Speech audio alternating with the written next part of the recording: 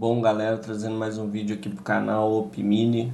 Agora uma análise do capítulo 333 de Blue Lock. Então vamos pra cima.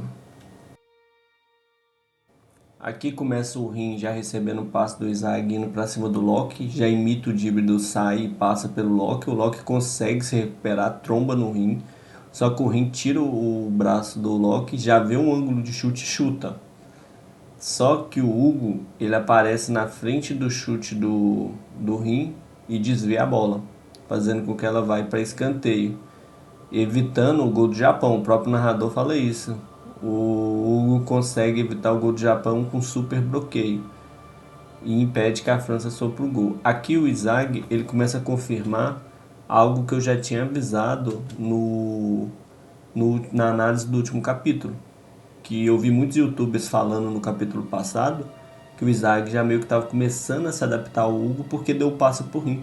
Eu falei, nada a ver, o Hugo meio que já preveu isso e o Izag só está fazendo o que estava previsto no Hugo. Eu falei isso na análise do capítulo passado, quem quiser pode ir lá confirmar se eu falei ou não falei. E aí o Izag começa a confirmar isso, que eles leu a característica do Rin, que eles leu a característica de cada jogador ali do Blue Lock e escalou as melhores peças da França para combater cada um individualmente, tanto as táticas do Blue Lock quanto as habilidades individuais. O Hugo, logicamente, pensando logicamente, já começou a dominar o Blue Lock. Então, eles colocou os talentos da França no lugar certo e extraiu 100% do potencial de cada um. É uma equipe baseada na aptidão de cada um, que é o que o Hugo está falando, né? Cada um tem a sua aptidão e desempenho melhor em cada função. O Hugo, ele começa a falar e reconhecer que o Blue Lock é muito forte e que colocar os aspirantes a melhor atacante do mundo numa equipe e fazer disso uma equipe forte é uma jogada inteligente do ego. Ele admite que o treinador é muito bom, que o ego de empate é um treinador excelente. Só que, no entanto, na opinião dele, para isso funcionar é difícil, porque 66% é talento, 33% é o entorno e sorte é 1%. E o Blue Lock, ele depende muito da sorte. E é verdade, o Blue Lock até aqui tem muito gol de sorte. Tirando contra a Nigéria ali, eu acho que todas as partidas praticamente foi decidido por sorte. Então, na teoria do Hugo, para o método infalível para parar o bloco é impedir que esse 1% de sorte aconteça. Parece meio óbvio, mas não é algo tão simples de conseguir. É o que o Zag fala. Eu quero ver tentar, falador. E aí o Hugo meio que acaba com o Zag, que ele fala: essa postura agressiva, essa postura ofensiva só prova o que eu tô falando. Então, e ele começa falando mais ainda, que é sobre o Izag agora. Que além de tudo isso, o Blue Lock depende muito do Izag.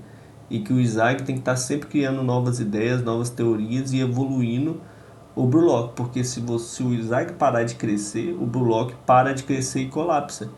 E aí essa pressão está fazendo o Izag perder a calma e por isso o Izag está ficando fácil de prever. E isso prova que o Izag não serve para ser o número 1. Porque se o Izag se sente pressionado no número 1 nessa situação, é porque ele não é o número 1. Porque o Loki, ele não tem dúvida que ele vai ser o melhor do mundo. Ele está calmo, sereno, a mente e o corpo dele estão em completa sincronia e ele está curtindo o momento. Por isso que o Loki se encaixa perfeitamente no número 1. E aí o Hugo completa, eu vou ser o número 2. Mas não o número 2 que é pior do que o número 1.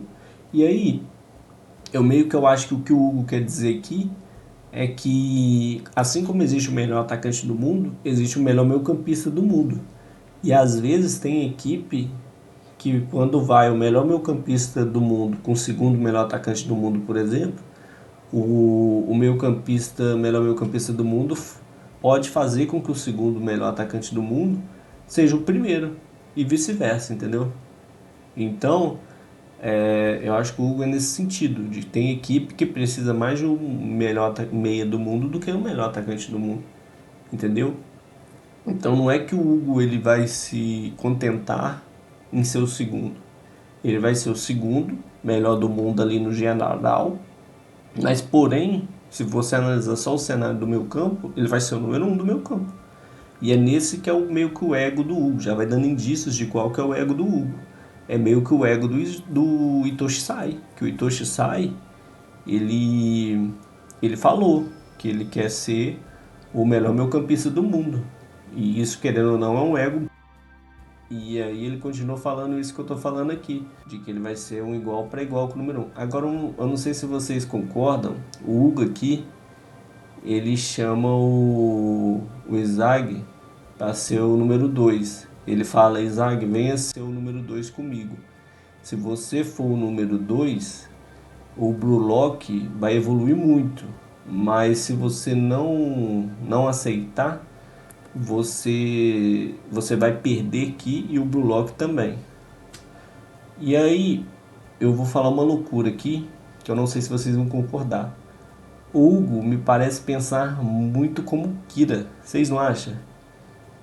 Porque, tipo assim, ele chamou o Izag para ser o número 2 com ele. O Izag, até aqui, se você for analisar, ele é um bom meio-campista? É um bom meio-campista, mas todas as assistências que ele deu até aqui não foi porque ele pensou em dar aquela assistência. Primeiro, ele pensou no gol dele. A partir do momento que ele chegou numa ocasião que alguém fez alguma coisa que impediu que ele fizesse o gol e ele percebeu isso, que ele não ia dar conta de fazer o gol, o Isaac tocou a bola. Ele falou: já que eu não consigo fazer o gol de jeito nenhum aqui, eu vou tocar a bola e vou dar assistência. O Isaac, ele só dá assistência quando não tem o que fazer, porque do contrário, ele prefere finalizar a jogada do que dar assistência. O Isaac nunca jogou no coletivo, por isso que eu acho que o Isaac vai contrariar o Hugo e não vai aceitar assim tão facilmente, porque o que fez o Isaac até ser considerado um bom meio-campista até aqui foi ele querer fazer gol. Porque por ele querer fazer gol, por ele ser ofensivo, ele consegue dar muitas assistências. E ele conseguiu desenvolver a metavisão, não foi para dar assistência, foi para fazer gol. Então tudo que o Isaac fez até aqui foi para ser um atacante, mas acabou que essa aptidão virou melhor para meio campo. Mas ele sempre pensou em ser o melhor atacante. Então todas as habilidades que ele desenvolveu não foi para ajudar os companheiros. E aí entra no contraponto. Porque e se o Izag começasse a pensar o jogo em dar assistências? Será que o Izag praticamente não daria um boom ali e ele potencializaria todos ao redor? Então faz muito sentido o que o Hugo fala e faz muito sentido se o Isaac rejeitar, porque o Isaac chegou até aqui pensando no gol dele, quando o gol dele não saía ele dava assistência. O que eu ia falar sobre o Hugo e o Kira é que o Hugo tem um pensamento muito mais parecido com o Kira, né? Porque se vocês reparar, se o Hugo estiver ali na cara do gol ou se ele tiver que armar uma jogada para o Loki fazer o gol, ele vai fazer isso. Ele não busca o gol dele, ele busca o gol do coletivo. E isso é meio que uma visão que o Kira tinha. Ou seja, será que o Kira é realmente tão descartável assim? Ou será que o Hugo meio que tem essa um pouco de característica do Kira e até por isso o autor trouxe o Kira de volta para a obra? É interessante fazer esse paralelo do Hugo com o Kira. Eu acho que nenhum youtuber fez esse paralelo. E eu acho que eu vou fazer um vídeo sobre isso. Eu não comentei muito sobre o Loki e o Rin, porque eu já fiz um vídeo sobre o Loki, que é tipo se nerfaram o Loki ou não, e já está incluso esse capítulo. Então, vai sair nas próximas horas ou no máximo amanhã. E aí vocês assistam e deixem sua opinião também.